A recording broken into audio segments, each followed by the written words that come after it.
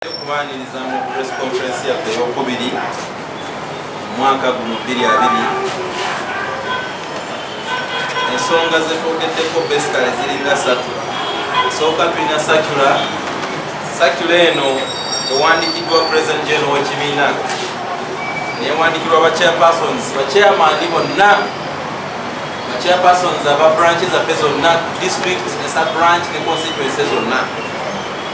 Circular eno ne tugiwandikira aba DP block principals muli mwami Abed Bwanika muli owekitiibwa Mukaku Lubega Walter muli n'owekitiibwa Michael Mabike Seninde Honobo.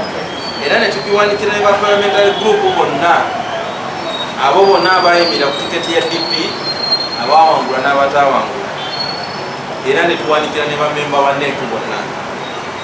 Circular eno eridinga ku harmonization okutebenkeza oba okugatta roadmap y'ekibiina oba okwasaganya pulaani gyetugenda okutambulirako omukuzi obujja obukulembeze bw'ebibiina byonna okuva wansi ku byalo, ku miruka, ku magombolola, ku constituency ne ku district tumalire mu delegate conference. Era delegate conference eno egenda kukyazibwa Northern Uganda, delegate conference egenda kukyazibwa Gulu district branch. Era plani yaffe turotatinga twagenda Mbale, tubadde Nambole, tugenze Katomi, kati ku luno tugenda mu Northern Uganda, oba oliawo oluddako tugendagenda mu West. Era kino kiva ku National Council yaliwo.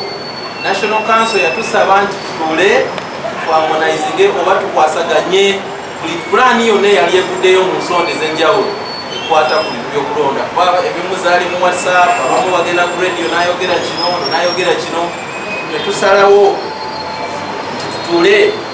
Era twayise National Executive Committee olwokuna nga 16 tugenda kutuula mu National Executive Committee tutunulire pulaani eya budget, then tuveeyo n'okukkirizaganya.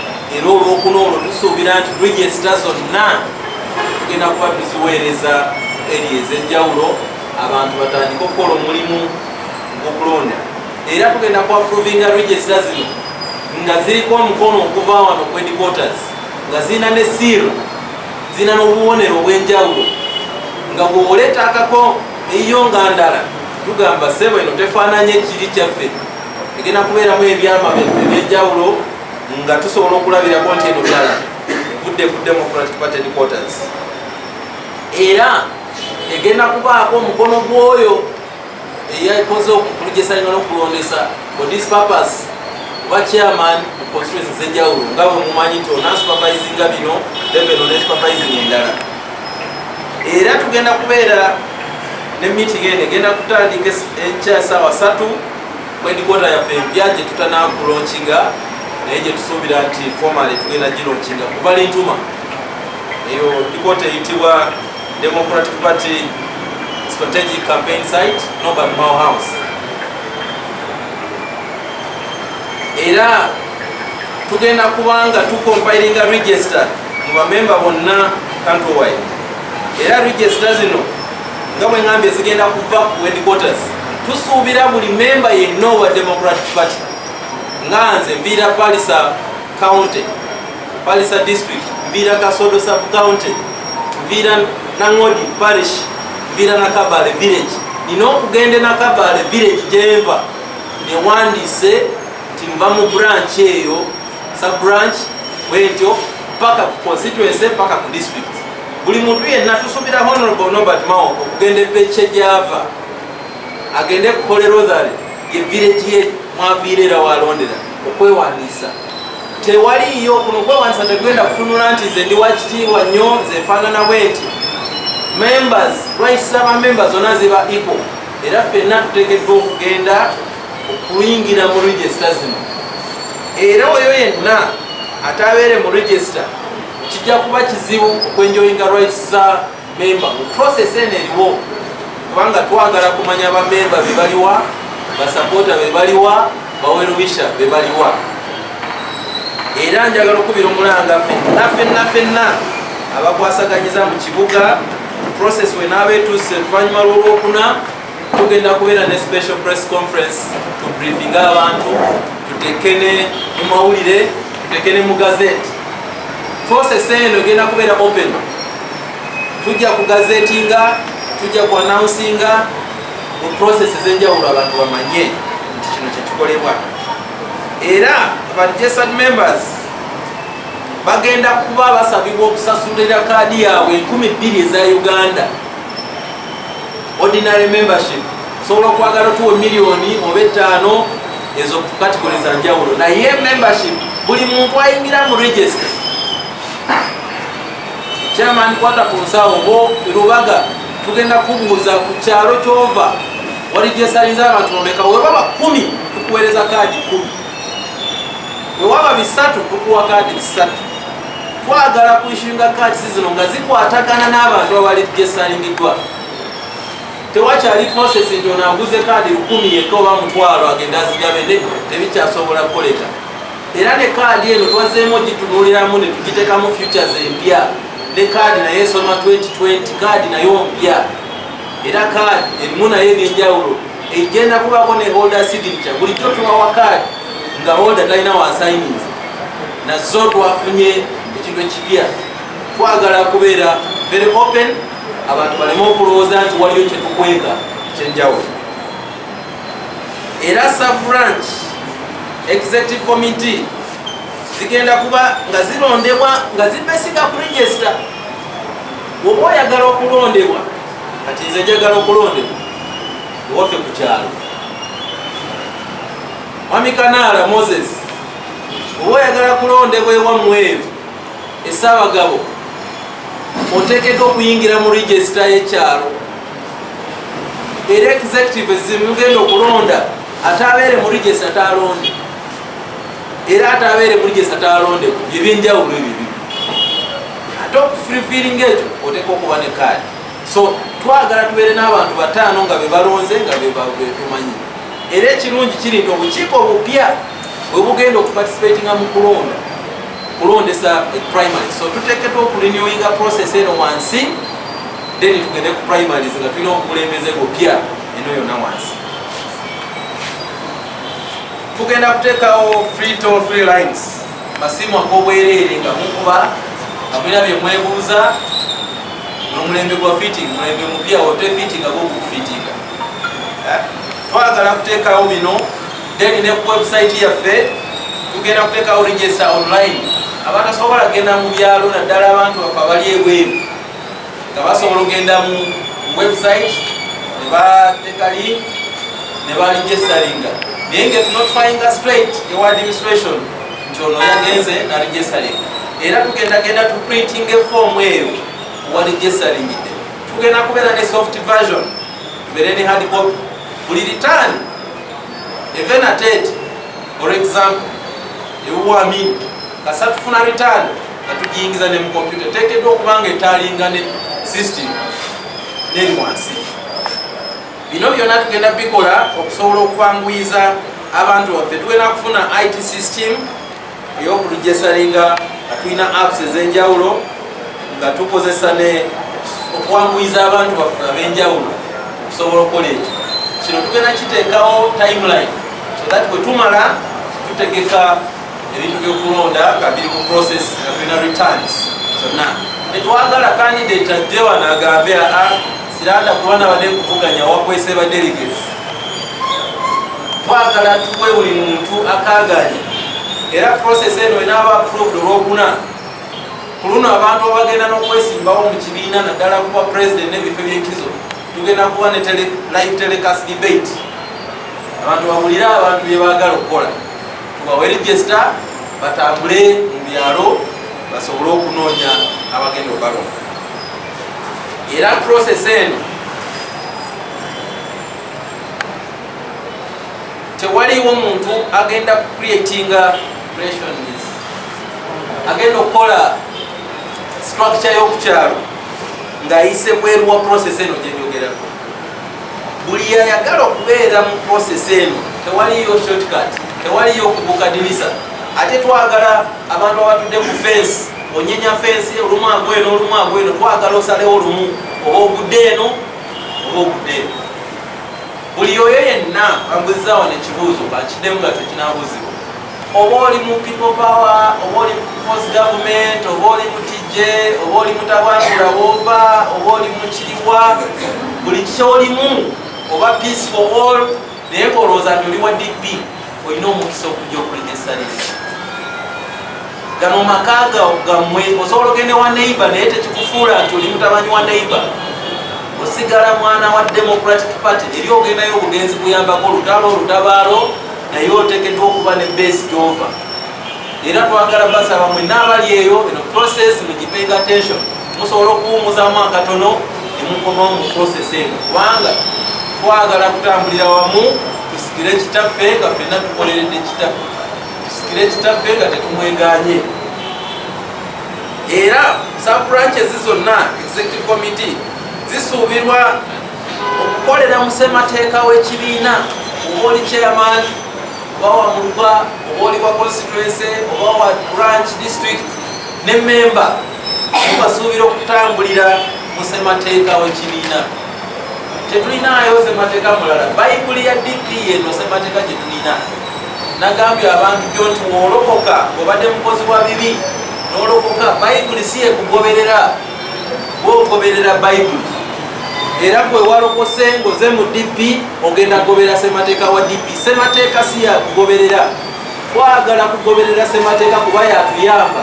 Simanyi oba kamyono omwagala naye simanyi naye oba anjagala, era simanyi oba Peter amwagala oba naye anjagala, naye ssemateeka w'ekibiina atugatta okutambulire wamu ne tuba nti tukolera ffenna mu ssemateeka. Era njagala kubategeeza abakulembeze mwenna ebintu byonna ebibadde biyitingana eyo, simanyi byavudde ku WhatsApp, simanyi byavudde ku mukutu gwa gundi, ebyo temubitunulamu. Ssemateeka wa DP agamba president w'ekibiina ye chief spokesperson era ssaabawandiisi w'ekibiina yali in charge okuwandika correspondences zonna, era ebyavuddeeyo nga si ssaabawandiisi yabiwandiise oba nga president yabyogedde, ebyo temugoberera kubanga biri bweru wa ssemateeka.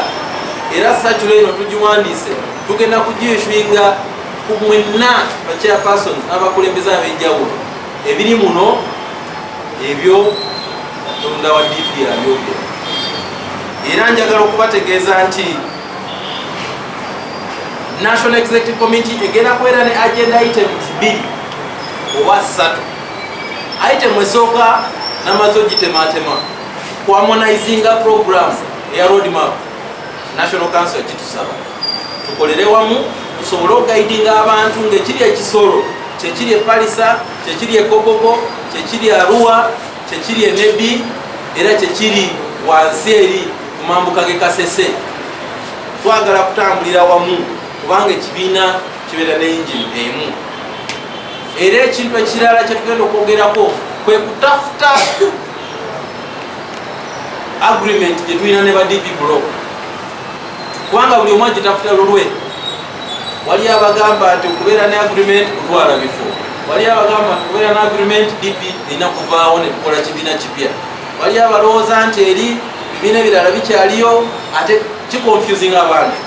Tugenda kubeera ne item gye tuyita discussion on the interpretation of the DP block MOU.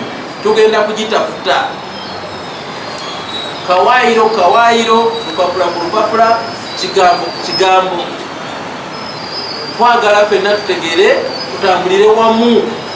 Waliyo neyaŋŋambye nti Siranda eyo gundi eyo omugitwala bwetyo ekibiina kigenda kugwawo. Kati buli muntu alina endowooza ye, buli muntu ankubira mu ndowooza ye. So era walaba ne wetwali mu National Council nga buli omu alina ndowooza ye ku kigambo kya interpretation. So twagala ku interpretinga MOU oba endagaano yaffe ne baganda baffe aba DP block, so that tutegeera tutambulire lumu. Agenda egenda okusembayo gye tuyita coalition building oba okukolera wamu okusigukulula gavumenti ya Mwai Museveni. Ekyo ffe nga DP tulowooza nti kikulu nnyo. Tuwulirayo abagamba mwe mujja tusanga kukubo nga tutambudde, ffe twasazeewo gundi, ebyo byonna birungi twabiwulira dda, naye ffe tulowooza nti okutambula nga tusimbulidde lumu, tukoledde wamu kikulu nnyo. Yinza okuba n'akatono kenkwata naye nga kasobola okwongerako. Era ekyo kigenda kukolebwa nga tuzenga bulooka ez'enjawulo nga DP Nyumba, tugenda nakusetinga tiimu engaging FDC, engaging People Power, engaging Jema, UPC, engaging n'ebibiina ebirala ANT, okusobola okumakinga sure tutambulira twagala kugenda mu kuwangulwa Mwami Museveni nga tumanyi nga DP waliwo wetukwata. Iyo omuntu ayinza kuwangulwa Mwami Museveni nankuuze yekka ng'alesezize. Enku eza DP zokka teziyinza kuwangulwa Mwami Museveni. Tulowooza nti obumu kigenda tuyamba era tulowooza nti Mwami Museveni bino byalimu era abeera musanyufu ate tuli wamu. Era twagala okubakakasa nti bino byonna bikolebwa ku lwa bulungi bwa Uganda. Twainvestinga okukola Run People's Coalition era twagala tudiscussingirawo ne bamemba baffe. Tetwagala kugenda mu kintu kyonna nga tugenze nganze ngamu, twagala kutambulira wamu. Era mbategeezeza nti twamaze okuwandikira poliisi nga Democratic Party process eno netuwa kopi buli DPC, tugenda kuwa kopi buli chairman waffe ena waali, kubanga process y'okulonda eri national. Tugenda kwatachingako baluwa eva mu Electoral Commission road map y'okulonda nga mumanyi primary za special interest group ng'abavubuka, abalema, abaliko obulemu, abakyala, abakozi zigenda kutandika mu mwezi gw'okuna. Kati ffe ng'ekibiina tuteekeddwa okuba nga tuli ready okukola process ezo. Era nominations za local council zigenda kubeera mu kwa mukaaga, nominations za president ne parliament zigenda kubeera mu mwezi gw'omunaana. Kati wakyali budde, so byonna tugenda byatachingako. Era tusuubira police cooperatinga naffe kubanga ekibiina oba ekityo tekiri registered. Tetuyinza kukkiriza oli ng'ali mu trek atambula nga tewalina kabaluwa kawandikidde police nga kugamba nti tumala kuwandikira.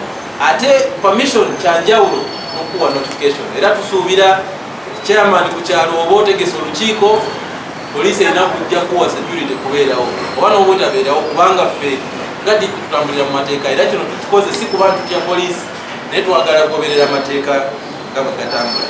Twagala kumala process eno mangu, obukulembeze obupya obujja butegeke obumyufu oba obwa green obwenjawulo mu bantu. So njagala okubeebaza, mwebale nnyo nga mbakubiriza abaana DP mwenna dayaliza mwe muzimakinge olw'okutuuka olwokuna tugenda kuba tubawa enteekateeka namu.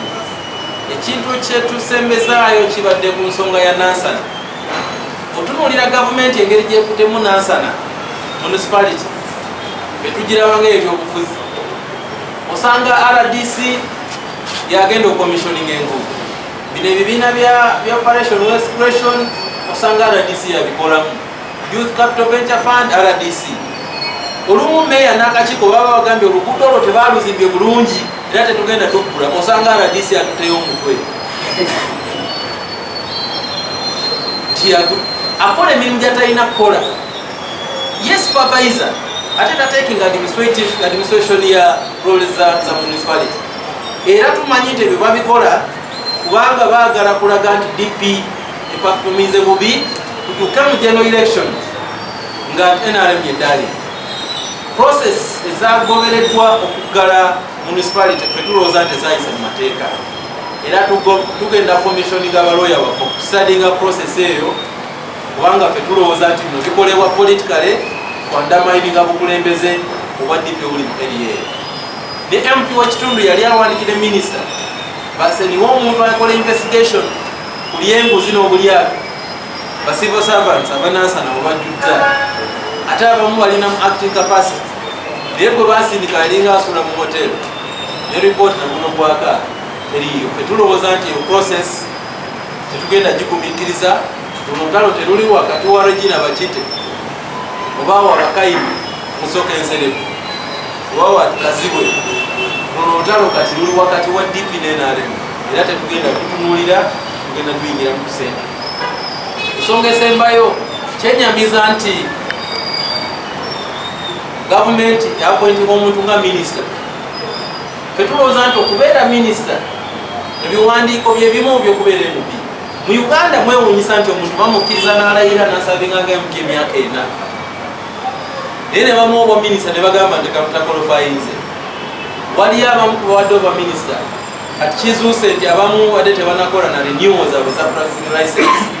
Attorney General kifo kinene gwe owabula gavumenti mu byamateeka, gwe kakensa mu byamateeka mu kuwabula gavumenti, gwe looya wa gavumenti. Kitegeeza nti oteekeddwa okuba nga osaanidde okuyimira mu kooti ng'era ofiirifiiringa ebintu byonna. Naye kitegeeza nti Mwami Museveni akooye oba oli awo abamukolera vettinzi bonna ndowooza basaana kugobwa, kubanga toyinza kwakwenera muntu nga tomaze mukolako saveffe. Tulowooza nti oba omuwaze omuinvestigatingako omwintabyunga n'ebirala nga tukitinga mu vettinzi. Kakati tuwadde mu guno minisita tasaanidde ono tajja kuyitamu.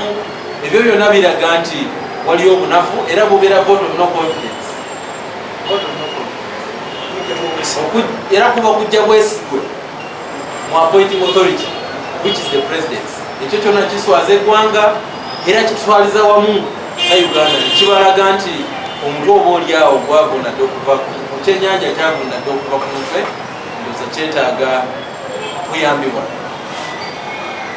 So bannayuganda abali eyo kino kijjawo mmwe obuyinza bujja eri mmwe mu myezi mitono nnyo kuva kati tujja kuba tuli mu ddukaduka ow'okukyusa obukulembeze. Oba omuntu asobola okwakweninga abantu nga talina na kapasite batunuulire oba balina obusobozi, then ekyo kibalekedde.